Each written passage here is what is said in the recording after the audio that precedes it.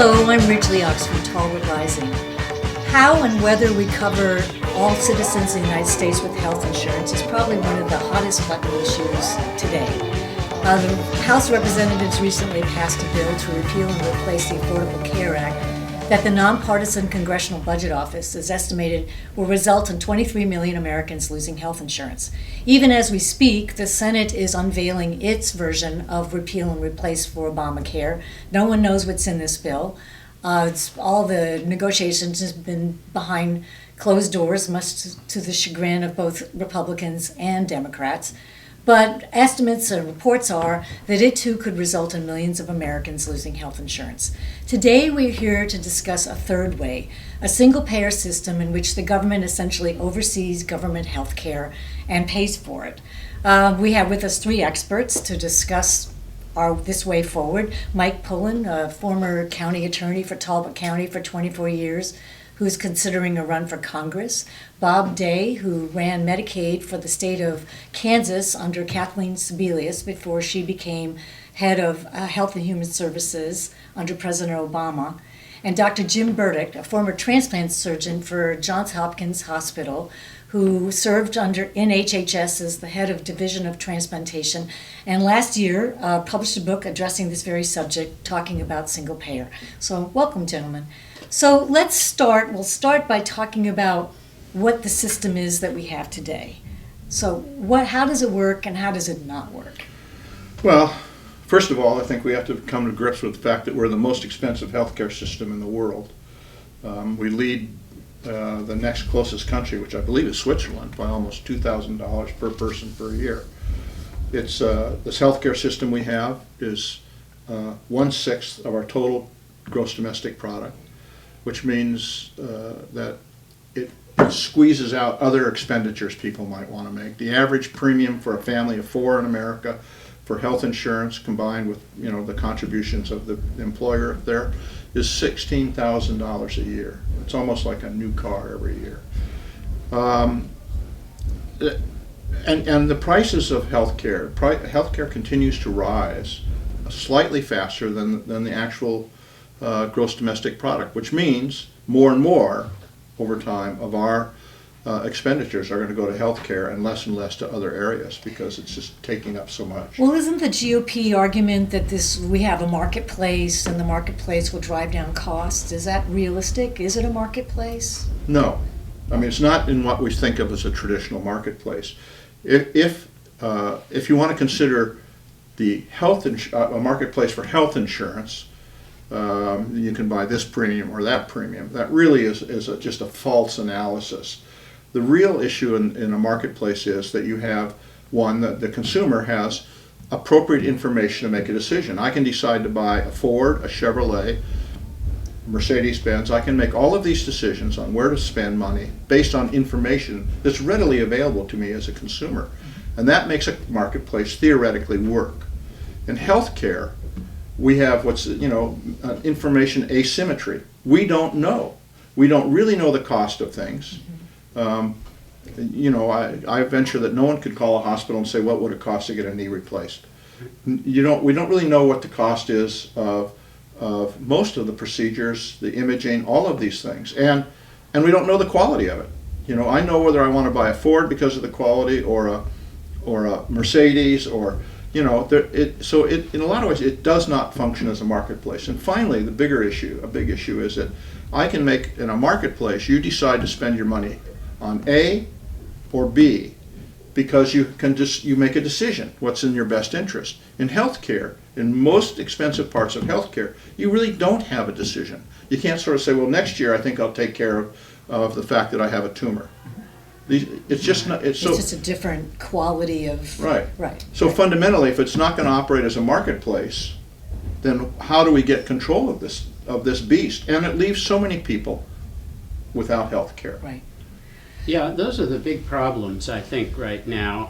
It's a kind of profit-based instinct that dominates healthcare, and that results in, for instance, even with the Affordable Care Act, which was a move in the right direction, there were the bronze and gold and silver and platinum plans, and as an illustration of what Bob is saying, what's somebody frugal householder who buys a silver plan to do when somebody in the family comes down with a platinum illness? And so the whole idea that we could deal with healthcare based on the insurance companies, now that it's gotten so expensive and so complex, needs to be rethought, and that's why we're talking about single payer as the alternative.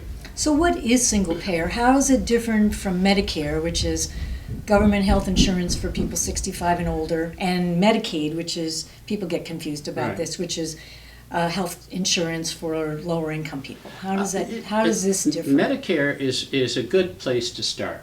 And just as an aside, Medicaid is more of a state-based program that's constructed and dealt with differently by the governments, by both the federal and state governments. But Medicare is really being used as an argument for single payer, because everybody understands how valuable that is and how welcome it is to every older person to be able to walk in and say to the doctor, I have Medicare insurance. So the term Medicare for all is a good way to start thinking about single payer, although without going into great detail, Medicare needs improvement. It was passed over 50 years ago, and medicine has changed hugely since then. It's changing every week, and the federal government can't keep up with that. So there need to be more details, but something like a national improved Medicare for all is really what single payer is. The government pays for the care, patient and doctor sit down together and decide on what tests and treatments are needed, and every patient who walks in gets accepted and put into the treatment process. And the advantages of that are overwhelmingly obvious just to patients, but also we can save money and we can improve quality with this much more efficient system. So what other countries have a single payer system? Are we outliers? We're pretty much outliers? We're pretty much totally outliers for the wealthy countries. In Europe and Canada, and I know a little bit about Canada, and my relatives in Canada walk in and get their care. And although you hear terrible things because no system is perfect, and Canada is continually trying to improve it, as with European countries and other countries that, developed countries, they all have pretty much a national health system. It's not perfect, needs improvement, but it's so far better than anything happens to people in the U.S. It's incomparable, really. Some of the studies that I've seen show that actually we're number 11 out of the UK, Switzerland, Sweden, Norway, New Zealand, Netherlands, Germany, France, Canada, and Australia. All have systems that are ranked higher than ours in terms of overall ranking, quality of care, access, efficiency, equity, and the actual healthy lives of the people that live in those countries. So although we pay the most, we rank number 11th against all of those other countries, all of whom have single-payer national health systems. So that should tell us something. Essentially, this is just a way to aggregate the risk and then spread the cost of the treatment among the people in the pool. Those countries do it on a national basis, which seems to be the best way to do it based on their actual results. The insurance companies that we have simply do the same thing, but they build in all of the administrative costs and all the profits, and then when you have multiple different plans and multiple different policies, it creates an administrative nightmare for the physicians and the healthcare providers that are actually trying to operate in that system because of the massive amount of paperwork, the massive amount of review, the massive amount of what I'm going to call non-productive administrative costs that aren't devoted to actual patient care. All of that, the profits and all of that excess administrative cost can be refunded and put into the system, and actually the people in the United States benefit from that because in effect we become the shareholders. We become the beneficiaries, and we share that instead of giving that to the insurance companies, who frankly aren't doing a good job. The other cost savings, which I'd like to hear Dr. Burdick's and Bob's opinions on, are really in the pharmaceutical industry. I think there's real opportunities for cost savings there. We pay the highest drug costs of any major industrialized country for the same pharmaceutical products that all of the other countries get. And so I'd just throw that open and ask how a change to a single payer could help us reduce those costs. If I could, I would expand it beyond just drugs. We pay, Americans, there's studies that show Americans don't use more health care than any other country. You know, so it's not that we use too much health care. It's that all of the health care we get costs more than it does in any other country. And the classic is, I think the average cost of a regular physician visit is a little over $100 here. In France, it's $30. So it's the same issue. All of this, because it doesn't function as a market, which one thinks of, we think of a market as being in the most efficient way. But this doesn't function as a market. And as a consequence, prices, there's no price control in the whole system. Yeah, one of the big problems with Medicare, I said that there's some details to be ironed out, and why it's called, we want improved Medicare for all, is that Medicare cannot negotiate prices for pharmaceuticals. The Veterans Administration can, and they do a good job, and they're probably could be helped by a more national approach to the problem, but that's a very good example. Hospitals are too expensive. Doctors, speaking as a doctor, are sometimes too expensive. It's worth remembering that since you brought up doctors account for about 15% of healthcare costs, more or less.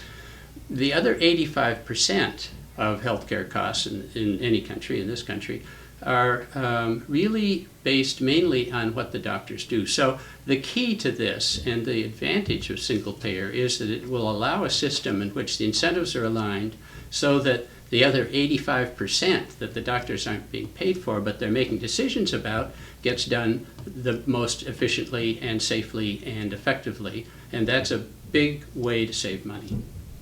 But so how does, I mean, when I'm just trying to think as devil's advocate here, that a conservative might argue that the market should drive down whether a knee replacement is called for, back surgery. Well, let me talk about health insurance for a minute, because doctors look at what they're doing and making, and then they look at other parts of the system. And anybody who's had an illness and made a claim probably has found that the health insurance company is doing their best to get rid of the claim and not pay it if they possibly can, which is probably a small factor in why our results aren't as good, but compared to other countries. But the thing that people don't understand from that experience is that, for instance, the healthcare insurance industry in the big picture doesn't have any reason to lower healthcare costs. Mm-hmm. Healthcare insurance is billed on a percentage basis, and it's as if you make widgets and you make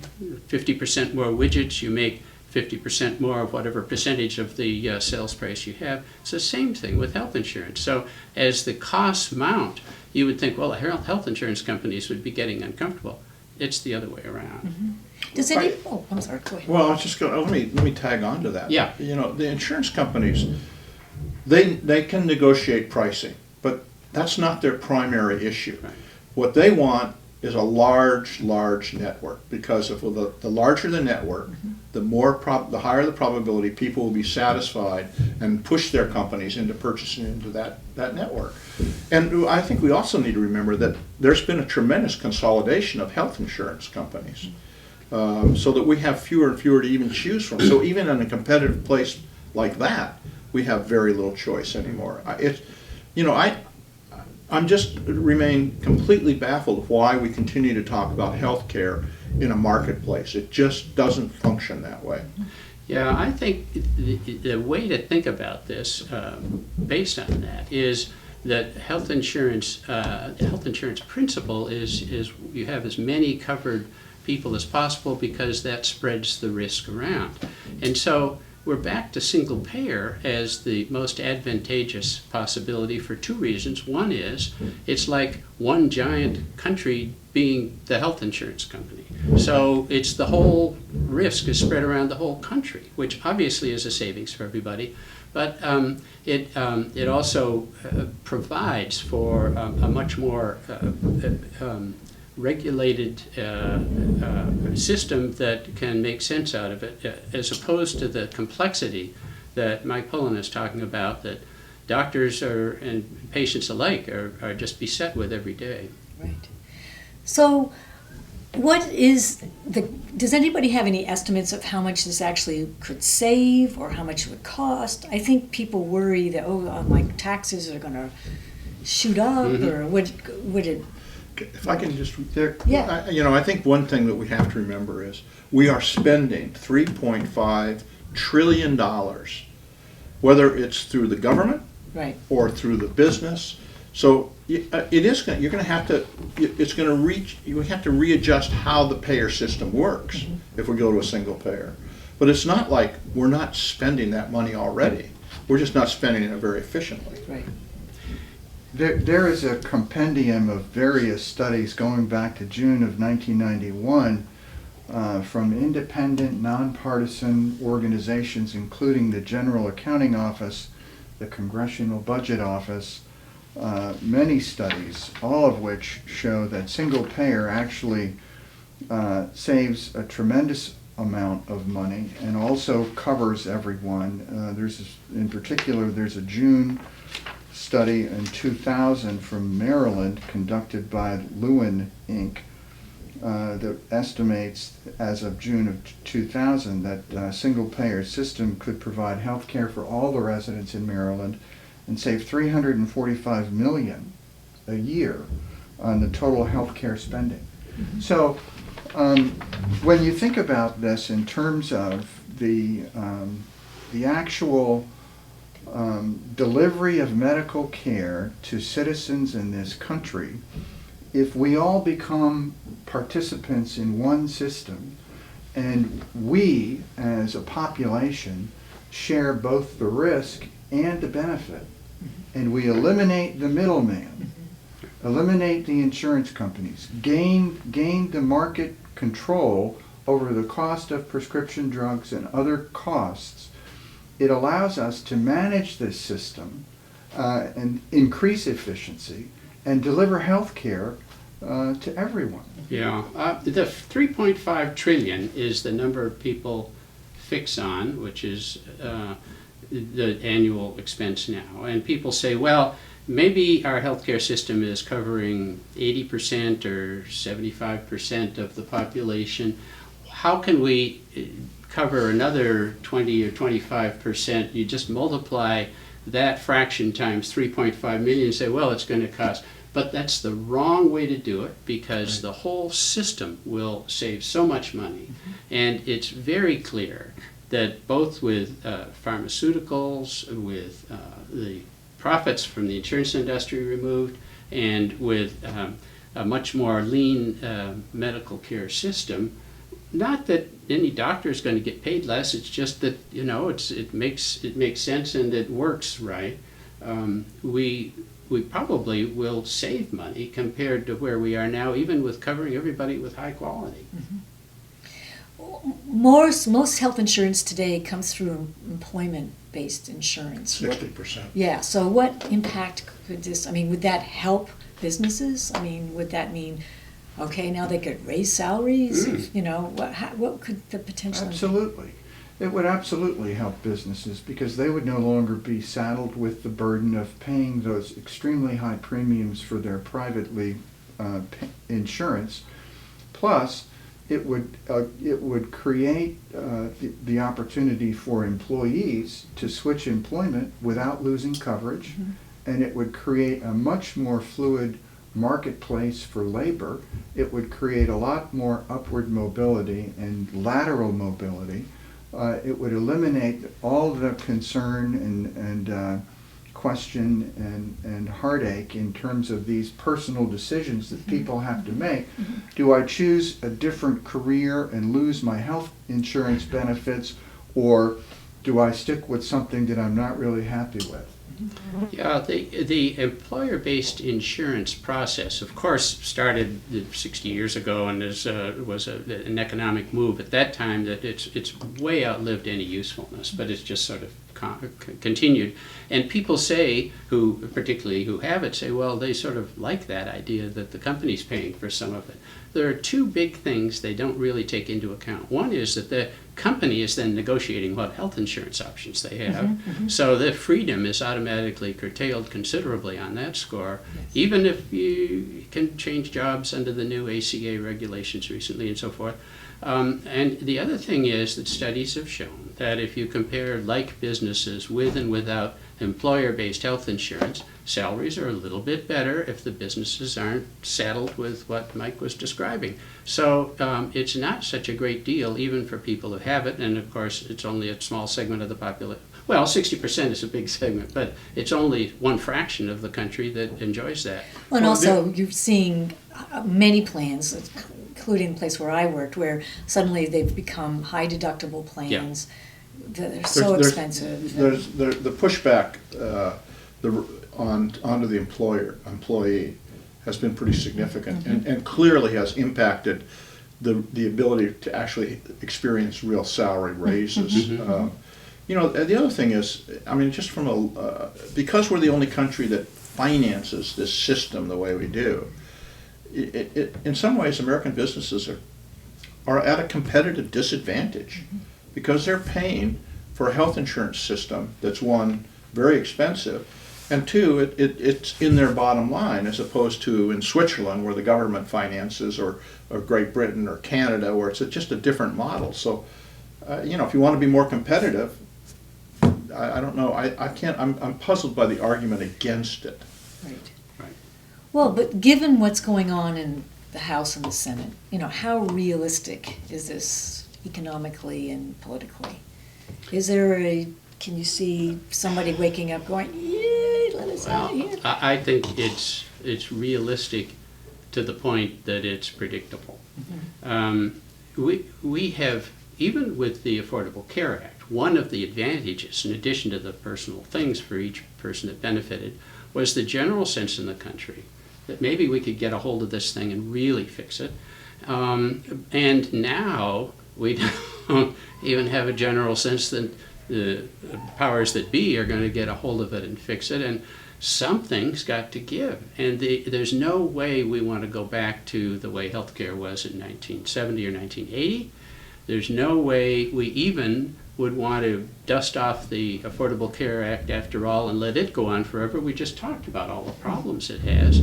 And I'm very intellectually curious if anybody else comes up with some good idea, but it seems obvious to everyone who's thought about this honestly that a national health program, a single payer, national improved Medicare for all, call it what you want, is on the horizon, and it's just a matter of time and some political issues before we have it. What do you think? I'm less sanguine about it.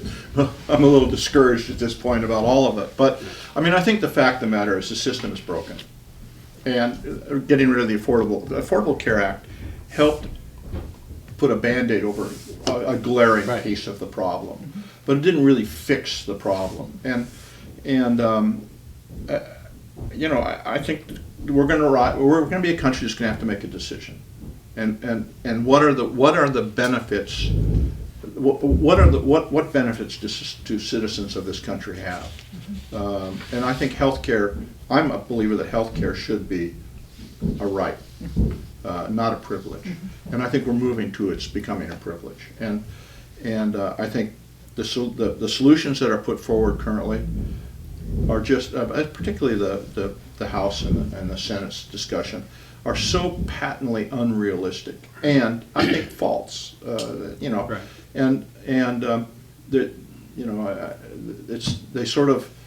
we just can't continue to think that everything can be solved by worshiping at the altar of the free market. There are some things it does not work. And you know, people are dying or are sick or suffer or live in fear because we refuse to just kind of get rid of the myths and talk about the reality. So the question is, I was not a single payer person 4 years ago, and I am now. And I think people, as we'll move, of course I'm on Medicare, so You're right. I am But single. it, but it works. but You walk in, you go, whoa, I've- this is I've nice, moved- you know? I've Yeah. moved, in my interactions with the healthcare system, I've moved from that it can be fixed by tinkering on the margins. It is just fundamentally flawed in the way it's financed. Not in the fact that it gives good service or it doesn't make tremendous strides. It's financially a flawed system, and we have to fix it. Or we're going to have the only people who will, in the end, the only people that are going to have, this is something the governor, Kathleen, said to me once. The only people that are going to have health insurance the way things are going are the very poor and the wealthy. And the great middle will go without. And I believe that if we're not careful, that's where it's headed. What about you, Mike? So I think politically, the numbers show that 40% of the population favor single payer. Which is remarkable, It actually. is. I mean, I bet 4 years ago that wouldn't have been. Absolutely, case. and that's evenly divided between women and men.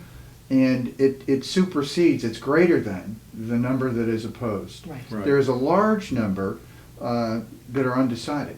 So what that says is that those undecideds can be informed with the facts and given the information. And when you honestly look at the problem and honestly look at what every other nation, industrialized country in the world has done to solve that problem, I think the answer becomes clear. That single payer is the future, and the sooner that we can recognize that, and the sooner that we can get the elected representatives in Congress to recognize that, the better we'll be. But I do think that the future looks good. I think people are coming on board, and I think that we'll get there.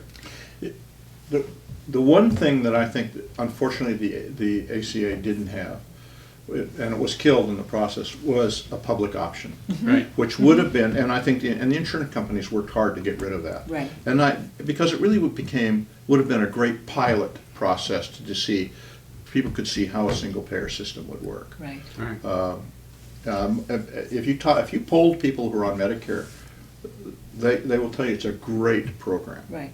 It's a Right. government-run, single-payer system. Right. I was an Army brat, and I grew up on, Right. just went to So Army camp.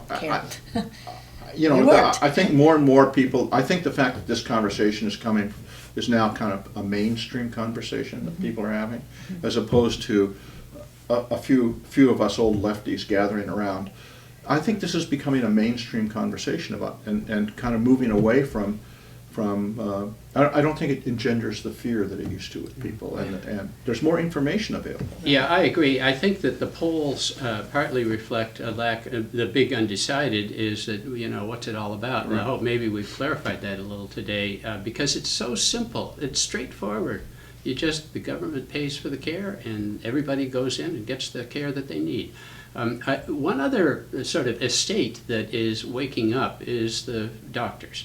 And I just have to say, the nurses' unions, particularly in some areas of the country, have been wonderful and positive about a national health program for a long time. But more and more doctors, not just individually, I think it's okay, but organizations and academic processes, doing studies to see how certain kinds of healthcare could be made more efficient and more responsive really, if it were in a single payer system. I think in answer to your question about where we're going, one of the reasons I'm a little more optimistic than maybe is easily defended is just that more and more doctors are in favor of it, partly because they see the value and the morality of it, and partly because they're so ground down by everything that's been happening for the last decade.